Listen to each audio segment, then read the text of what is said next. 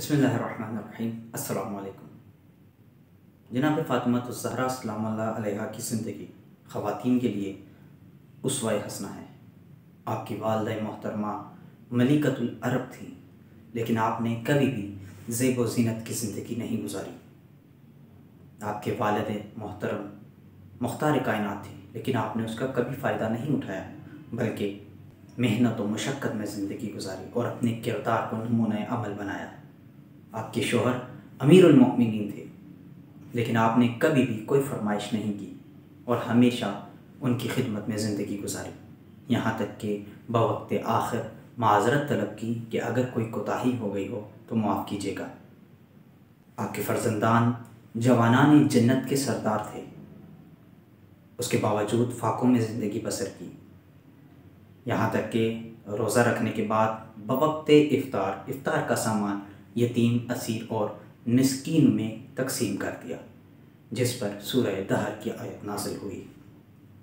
آپ کو اللہ تعالیٰ نے 5 اولاد عطا کی: امام حسن علیہ السلام، امام حسین علیہ السلام، بی بی زینب سلام اللہ علیہا، بی بی ام کلثوم سلام اللہ علیہا اور جناب محسن۔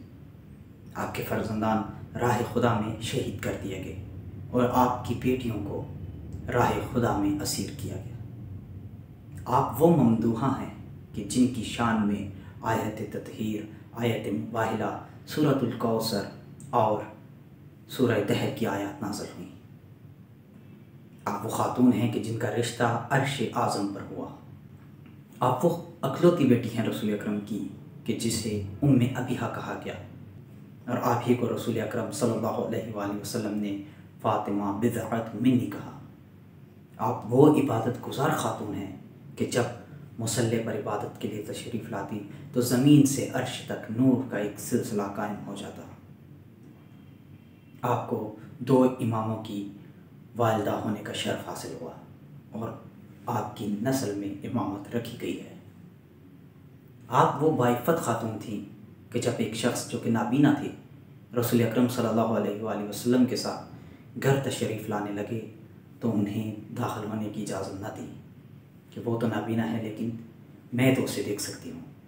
آپ وہ صاحب نظر خاتون تھی کہ رسول اکرم کے سوال کرنے پر کہ عورتوں کے لیے بہترین شے کیا ہے اور کوئی جواب نہ دے سکا تو آپ نے فرمایا کہ عورتوں کے لیے بہترین شے یہ ہے کہ نہ مرد اسے دیکھے اور نہ وہ مردوں کو دیکھے۔ دعا ہے کہ اللہ تعالیٰ ہماری خواتین کو جناب سیدہ سلام اللہ علیہا کی زندگی پر عمل کرنے کی توفیق عطا فرمائے۔ والسلام علیکم۔